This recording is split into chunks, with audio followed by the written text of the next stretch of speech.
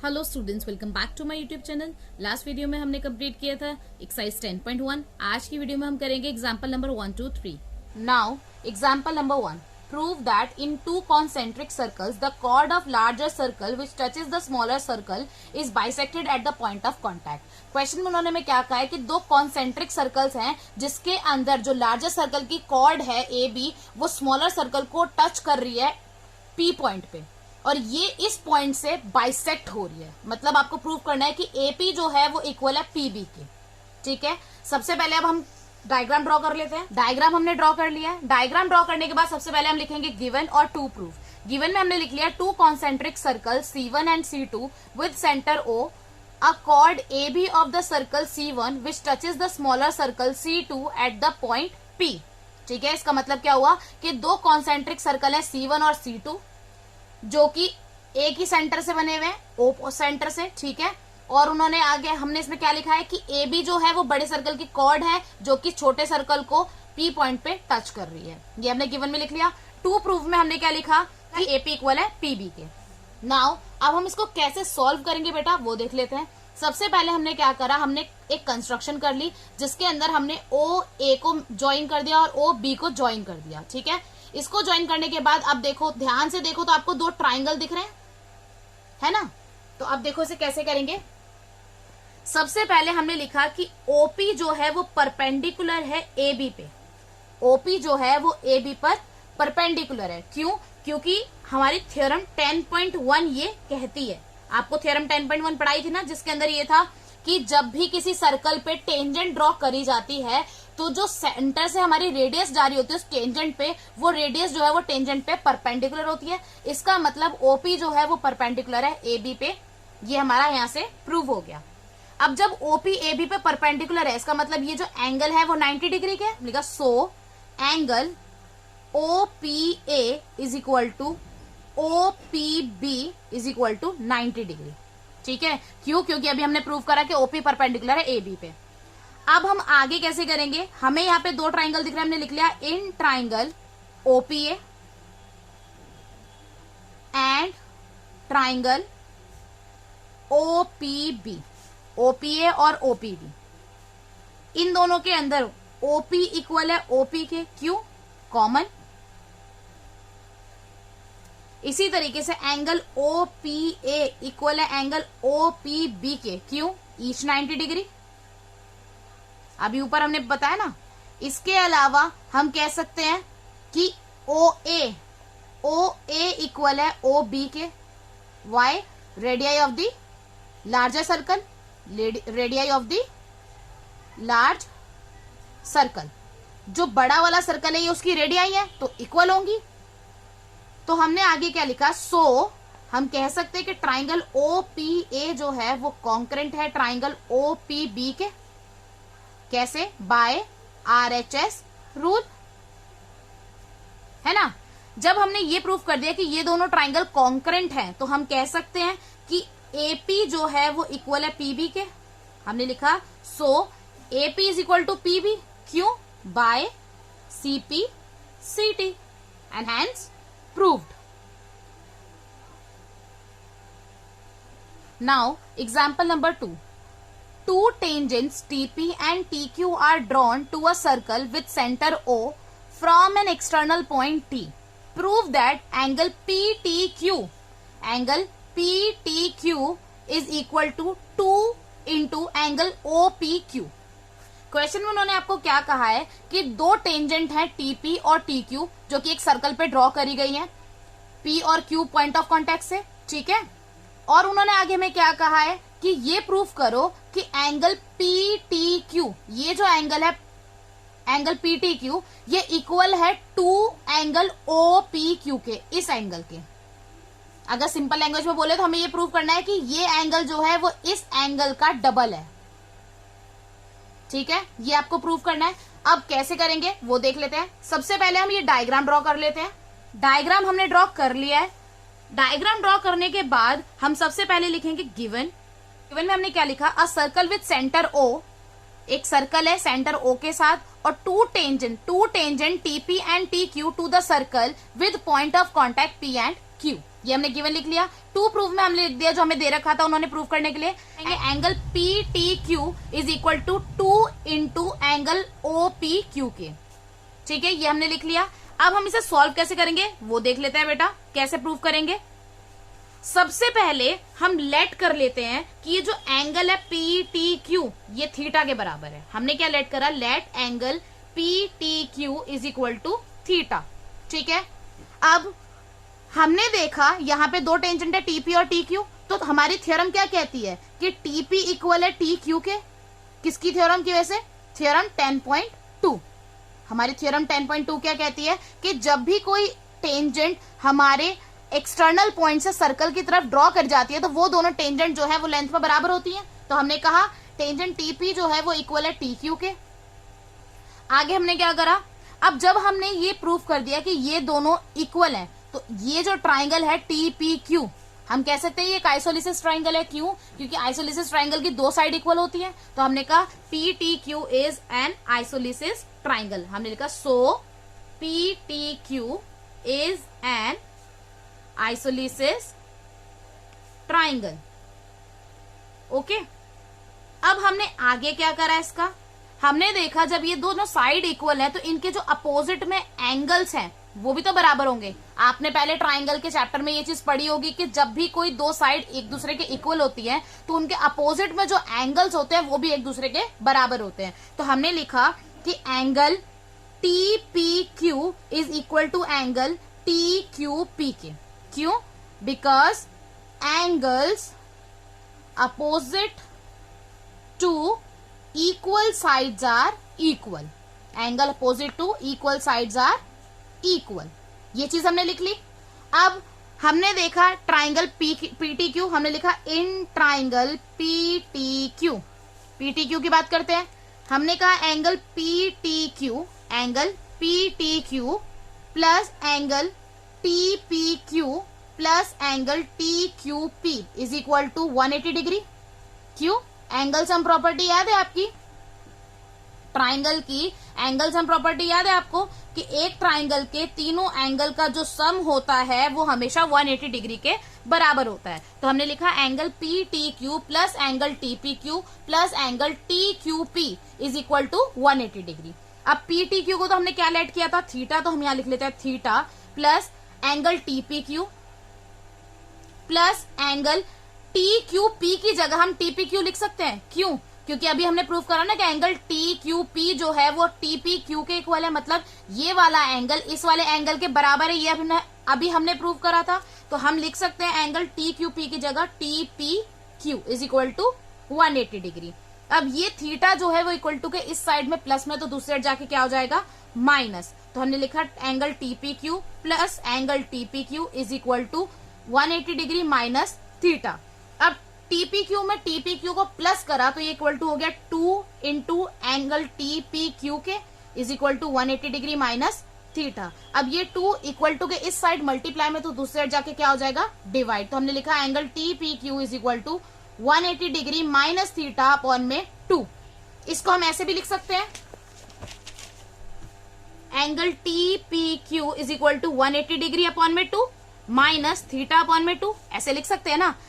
180 degree को हमने 2 से डिवाइड करा तो कितना आया, 90 माइनस थीटा अपॉन में 2। तो एंगल टीपी क्यू हमारा किसके इक्वल हो गया, 90 माइनस थीटा अपॉन में 2। ये हो गई हमारी इक्वेशन 1।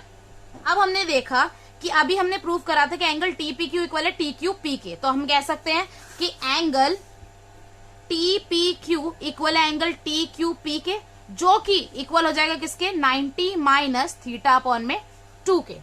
ये कह सकते हैं ना। अब हमने देखा एंगल ओपीटी, हमने ये पूरे एंगल की बात कर रहे हैं, एंगल ओपीटी की। हमने कहा एंगल ओपीटी जो है वो इक्वल है 90 डिग्री के। क्यों, क्योंकि हमारी थ्योरम 10.1 कहती है ऐसा कि जब भी कोई टेंजेंट हमारे सर्कल पे ड्रॉ होती है तो वो टेंजेंट जो है उस रेडियस पे परपेंडिकुलर होती है। ठीक है, वो उस टेंजेंट पे जो रेडियस होती है वो परपेंडिकुलर होती है। तो इसका मतलब ये एंगल जो है वो हमारा 90 डिग्री का हो गया। हमें कौन सा एंगल चाहिए, हमें तो सिर्फ एंगल ओपी क्यू की जरूरत है। तो हमने लिखा एंगल ओपी क्यू कैसे निकल सकता है। अगर मैं इस एंगल OPT में से, इस पूरे एंगल में से मैं माइनस कर दूं, इस पूरे एंगल में से अगर मैं माइनस कर दूं एंगल TPQ को, इतने से एंगल को माइनस कर दूं, तो बचा हुआ एंगल मेरा हो जाएगा OPQ। तो मैंने कहा एंगल OPQ इक्वल है हमारा angle OPT minus angle TPQ के। इतना समझ में आया बेटा? इसके बाद अब हमें सॉल्व करना है। कैसे करेंगे? Angle OPQ is equal to angle OPT हमारा कितना आया था अभी, 90 डिग्री के बराबर हमने प्रूव करा, माइनस एंगल TPQ हमारा अभी हमने किसके बराबर प्रूव करा, 90 माइनस थीटा अपॉन में 2। यही प्रूव किया है अभी हमने, है ना? चाहो तो यहां लिख सकते हो फ्रॉम फर्स्ट। ओके, अब हमने इसको आगे सॉल्व करा तो हुआ angle OPQ is equal to 90 minus, bracket open किया तो ये प्लस का था, ये हो जाएगा माइनस का, और ये जो माइनस का है वो हो जाएगा प्लस का। तो 90 प्लस का और माइनस का इक्वल टू 0, ये तो कट गया। तो बचा क्या? Angle OPQ is equal to theta upon में 2। अगर आपको याद हो तो ये जो थीटा है मैंने किसको लेट किया था, एंगल PTQ को। तो मैं ये ऐसे लिख सकती हूँ कि angle OPQ is equal to half into angle PTQ। अब ये यहाँ पे डिवाइड में, तो दूसरे साइड जाके क्या होगा, मल्टीप्लाई। तो मैंने लिखा angle PTQ is equal to 2 into OPQ। हो गया प्रूफ? यही तो प्रूफ करना था, हमने लिखा हैंस प्रूव्ड। यही चीज तो हमें प्रूफ करनी थी। Now example number 3, PQ is a chord of length 8 cm of a circle of radius 5 cm. The tangent at P and Q intersect at a point T. Find the length of TP. Question में उन्होंने क्या कहा है कि एक circle है centre O के साथ, और उसमें एक कॉर्ड बनाई गई है PQ जिसकी लेंथ है 8 सेंटीमीटर, और इस सर्कल की जो रेडियस है वो है हमारी 5 सेंटीमीटर। उन्होंने हमें कहा है कि ये जो P और Q पॉइंट है, यहां से दो टेंजेंट ड्रॉ करी गई है, TP एंड TQ, ठीक है, और आपको TP की लेंथ निकालनी है। अब हम इसे कैसे करेंगे वो देख लेते हैं। सबसे पहले हम करेंगे डायग्राम ड्रॉ। डायग्राम अब हमने ड्रॉ कर लिया। डायग्राम ड्रॉ करने के बाद अब हम लिखेंगे पहले गिवन लिख लेते हैं। गिवन हमारे पास क्या था कि OP is the radius, OP is the radius of 5 centimetre. दूसरी चीज क्या गिवन थी, PQ is a cord, PQ is a cord of 8 centimetre length. तीसरी चीज हमारे पास क्या गिवन थी, to tangents TP and TQ with point of contact P and Q। यही था। अब उन्होंने हमें फाइंड करने के लिए क्या दे रखा है, यहाँ पे 2 प्रूव नहीं है, यहाँ पे उन्होंने 2 फाइंड दे रखा है। फाइंड करने के लिए क्या कह रखा है, लेंथ ऑफ TP। कह रहे लेंथ निकालो, इस TP की लेंथ निकालनी है आपको।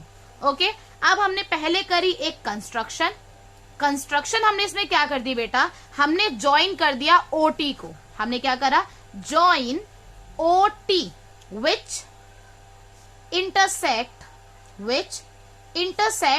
PQ at R point.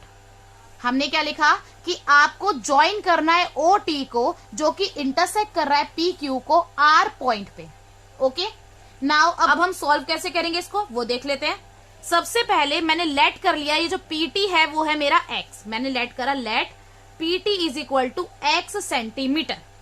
Okay, now क्योंकि TP और TQ हमारी है टेंजेंट, तो हम कह सकते हैं कि TP इक्वल है TQ के। वाई? Because of theorem 10.2। जब ये साइड इसके इक्वल है तो हम कह सकते हैं कि ट्राइंगल PTQ जो है वो एक आइसोलिसिस ट्राइंगल है। तो हम लिखा सो TPQ is an isosceles triangle, अब जब ये आइसोलिसिस ट्राइंगल है तो हम कह सकते हैं कि OT जो है वो है हमारा bisector. OT is a bisector of angle PTQ का। हम कह सकते हैं ना कि OT जो है वो हमारे इस एंगल PTQ, इस एंगल का बाइसेक्टर है। तो इसका मतलब ये हो गया, हमने कहा सो OT जो है वो परपेंडिकुलर है PQ पे, OT जो है वो परपेंडिकुलर है PQ पे। क्यों? बिकॉज जो हमारा एंगल बाइसेक्टर होता है, बिकॉज जो हमारा एंगल बाइसेक्टर होता है और जो ऑल्टीट्यूड मीन्स हाइट, ऑल्टीट्यूड जो होती है हमारी आइसोलिसिस ट्राइंगल की वो सेम होती है, because angle bisector and altitude of an isosceles triangle is same. Okay, वो सेम होते हैं। तो हमने ये रीजन दे दिया।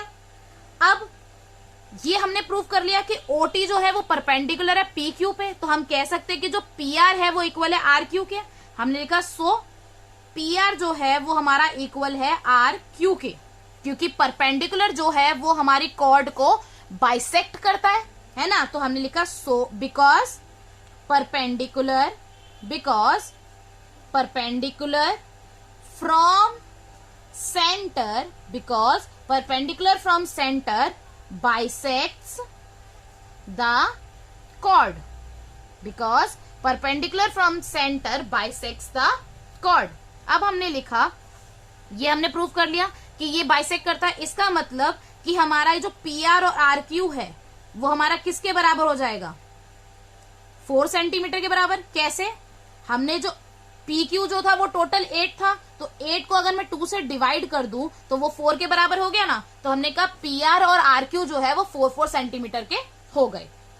अब हमने देखा यहाँ पे एक ट्राइंगल OPR, ये जो ट्राइंगल है हमारा छोटा सा OPR की बात करें। अब जब हमने ये प्रूव कर दिया कि OT परपेंडिकुलर है, इसका मतलब ये जो एंगल ORP है वो 90 डिग्री का है ना। तो हमने लिखा इन ट्राइंगल OPR की बात कर रहे हैं।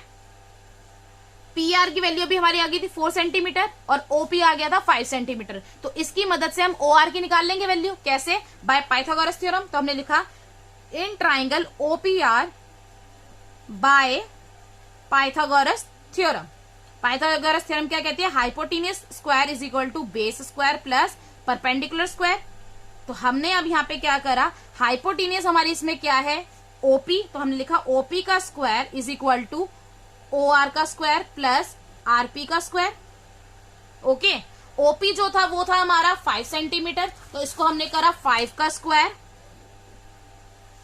OR जो था हमारा, OR हमें नहीं पता तो हमने लिखा OR का स्क्वायर प्लस PR की वैल्यू थी 4, तो 4 का स्क्वायर हो गया। 5 का स्क्वायर किया तो वो किसके बराबर हो गया? 25 के। 25 is equal to OR square plus 4 का स्क्वायर हो गया 16। अब 16 इधर की साइड प्लस में है तो दूसरी साइड जाके क्या हो जाएगा? माइनस। तो हमने लिखा OR का square is equal to 25 minus 16। 25 में 16 माइनस करा तो कितना आया? 9। OR का स्क्वायर इज इक्वल टू 9। अब इक्वल टू के एक साइड में अगर स्क्वायर होता है तो उसको हटाने के लिए दूसरी साइड क्या लगाना पड़ता है? Square root. तो हमने लिखा OR is equal to square root 9। 9 हमारा किसका स्क्वायर होता है? 3 का। तो हमारी OR की वैल्यू कितनी आ गई बेटा? 3 सेंटीमीटर। ओके, अब हमें यह पता लग गया कि ये 3 सेंटीमीटर है। अब हम बात करते हैं ट्राइंगल PTR की। अब हम किस ट्राइंगल की बात कर रहे हैं? ट्राइंगल PTR की, इस वाले ट्राइंगल की। तो हमने लिखा इन ट्राइंगल PTR की बात कर रहे हैं क्योंकि अभी हमने कहा था कि ये OT जो है वो परपेंडिकुलर है PQ पे। इसका मतलब ये जो एंगल PRT है वो हमारा 90 डिग्री है। तो यहां पे भी हम पाइथागोरस थ्योरम लगा सकते हैं ना। हमने लिखा by Pythagoras theorem. Pythagoras theorem के अकॉर्डिंग फॉर्मूला क्या था? हाइपोटेन्यूस का square is equal to base square plus perpendicular square. यहां पे हमारा हाइपोटेन्यूस क्या हो जाएगा? PT। तो हमने लिखा PT का square is equal to TR का स्क्वायर प्लस PR का स्क्वायर। अब PT की वैल्यू अभी हमने x लेट करी तो x का स्क्वायर हो गया। TR का स्क्वायर, TR का तो स्क्वायर ऐसे ही हो जाएगा प्लस PR की वैल्यू थी 4, तो 4 का स्क्वायर। अब x square is equal to TR का स्क्वायर प्लस 4 का स्क्वायर हो गया 16। ओके, x स्क्वायर की वैल्यू क्या आ गई? TR का स्क्वायर प्लस 16। ये हो गई हमारी इक्वेशन 1। अब हमने ले लिया ट्राइंगल OPT पूरा। अगेन हमने पाइथागोरस थ्योरम लगा दिया। तो पाइथागोरस थ्योरम की अभी मैंने फॉर्मूला आपको बता चुकी हूँ 2 बार। तो इसके अकॉर्डिंग हाइपोटेनियस हमारा क्या हो जाएगा, क्योंकि ट्राइंगल ओपीटी के अंदर एंगल 90 डिग्री का जो है वो हमारा कौन सा है, ओपीटी। एंगल ओपीटी जो है वो 90 डिग्री का, इसका मतलब हाइपोटेनियस हमारी क्या हो गई, ओटी। हम लिखा ओटी का square is equal to OP का स्क्वायर प्लस पीटी का स्क्वायर। ओके, ओपी का स्क्वायर प्लस पीटी का स्क्वायर। ओटी का स्क्वायर अगर हम देखें तो ओटी बेटा अगर हम पूरा ध्यान से देखें तो ओटी किस किस को मिलाकर बना है, टीआर प्लस ओआर को मिलाकर बना है। तो हमने लिखा टीआर प्लस ओआर का होल स्क्वायर। ओपी की बात करें तो ओपी की वैल्यू कितनी दे रखी थी, 5, तो हमने लिखा 5 का स्क्वायर। पीटी हमने लेट किया था x, तो हो गया x का स्क्वायर। अब अगेन टीआर तो हमें नहीं पता है, तो अभी हमने टीआर तो ऐसे ही लिख लिया, टीआर प्लस ओआर की वैल्यू थी हमें हमारी कितनी, 3, अभी हमने निकाली थी ना, तो ओआर हो गया 3 whole square is equal to 5 का स्क्वायर हो गया 25 प्लस एक्स स्क्वायर। अब यहां पे हम आइडेंटिटी लगा लेते हैं, कौन सी, a प्लस बी का whole square, A square plus B square plus 2ab। हमने लगा लिया a स्क्वायर मीन्स टीआर का स्क्वायर प्लस बी स्क्वायर हो गया 3 का स्क्वायर 9 प्लस 2ab, 2ab मतलब 2 इंटू 3 इंटू टीआर, तो हो गया 6 TR is equal to 25 plus x square. अब एक्स स्क्वायर की अगर हम वैल्यू देखें तो अभी हमने फर्स्ट इक्वेशन में निकाली थी टीआर का स्क्वायर प्लस 16, तो हमने लिखा TR square plus 9 plus 6 TR is equal to 25 plus x square की वैल्यू लिख देंगे टीआर स्क्वायर प्लस 16 और मेंशन कर दिया फ्रॉम फर्स्ट से हमने लिया है ये चीज, ठीक है। नाउ नेक्स्ट स्टेप हमारा क्या हो गया, टीआर स्क्वायर, ये टीआर जो है हमारा इक्वल टू के इस साइड प्लस में, तो दूसरी साइड जाके क्या हो जाएगा minus, plus 9 plus 6 TR is equal to 25 में 16 को प्लस किया तो कितना आया हमारा 41, ठीक है। टीआर स्क्वायर से टीआर स्क्वायर कट गया क्योंकि एक प्लस का एक माइनस का है। यहां पे ये जो 9 प्लस का है तो दूसरी साइड जाके क्या होगा माइनस, तो हमने लिखा 6 TR is equal to 41 minus 9। अब हमने 41 में से 9 को माइनस करा तो आंसर आया 32। 6 टीआर इज इक्वल टू 32। अब 6 टीआर के मल्टीप्लाई में तो दूसरी साइड जाके हो जाएगा डिवाइड, तो हमने लिखा TR is equal to 32 upon में 6, TR is equal to 32 upon में 6। अब इसको कट कर देते हैं, 2 3 जा 6, 2 1 जा 2, 2 6 जा 12, तो कितना आ गया 16 अपॉन में 3। तो हमने लिखा so TR is equal to 16 upon में 3। ओके, अभी आ गई टीआर की वैल्यू, तो हम एक्स की वैल्यू आराम से निकाल लेंगे क्योंकि एक्स स्क्वायर इक्वल था किसके, 16 प्लस टीआर के स्क्वायर के, है ना। एक्स स्क्वायर इक्वल था किसके, 16 प्लस टीआर के स्क्वायर के। तो अब हम क्या करेंगे, यहाँ पे टीआर की वैल्यू पुट कर देते हैं। टीआर की आई थी 16 अपॉन में 3 का होल स्क्वायर, तो 16 का स्क्वायर किया तो आया 256 अपॉन में 3 का स्क्वायर किया तो आया 9। अब इसको सॉल्व कर लेते हैं, कैसे, एलसीएम ले लिया, 9 आ गया, नीचे वाले से डिवाइड ऊपर वाले से मल्टीप्लाई, तो 9 को 1 से डिवाइड करा तो 9, 9 को 16 से मल्टीप्लाई करा तो कितना आया 144 plus 256 is equal to x square. 144 में जब 256 को ऐड किया तो हमारा आंसर कितना आया 400 अपॉन में 9। अभी मैंने आपको बताया था कि इक्वल टू के एक साइड में अगर स्क्वायर होता है तो उसको हटाने के लिए दूसरी साइड क्या लगाना पड़ता है, स्क्वायर रूट। तो 400 अपॉन में 9 को ऊपर हमने क्या लगा दिया, स्क्वायर रूट। तो स्क्वायर रूट निकाल लेते हैं, 400 किसका स्क्वायर होता है 20 का, और 9 किसका होता है 3 का। तो x की वैल्यू हमारी कितनी होगी 20 अपॉन में 3। तो हमने कहा so PT is equal to 20 upon में